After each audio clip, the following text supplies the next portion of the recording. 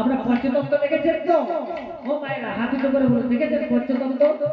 ফটোর মধ্যে আছে না? আবার গৌরাঙ্গ মহাপ্রভু, পাশে গদাধর, তার পাশে শ্রীবাস। গৌরাঙ্গ মহাপ্রভু ডান দিকে আছে কে? নিত্যানন্দ।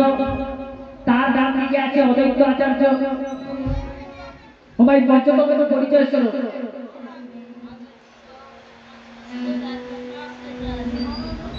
মায়েরা বলি ধরি করো ধরি তাই গৌর কৃষ্ণ প্রেমানন্দে একবার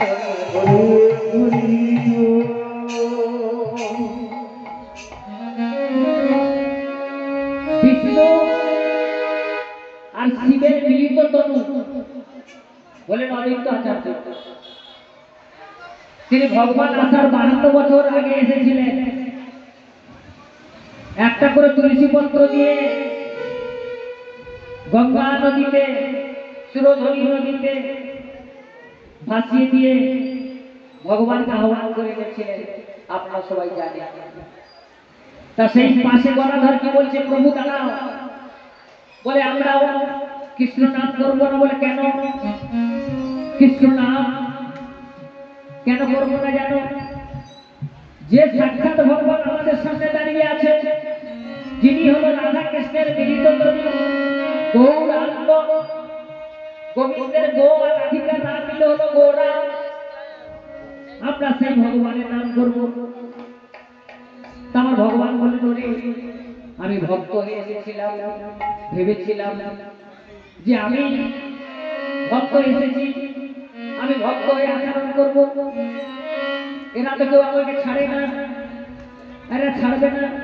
তাই গদাধর দুটো হাত উচ্চতলন করে আমার ভগবানের নাম করছে। কি বলছে? ভজ গৌরাঙ্গ কহ গৌরাঙ্গ লহ গৌরাঙ্গের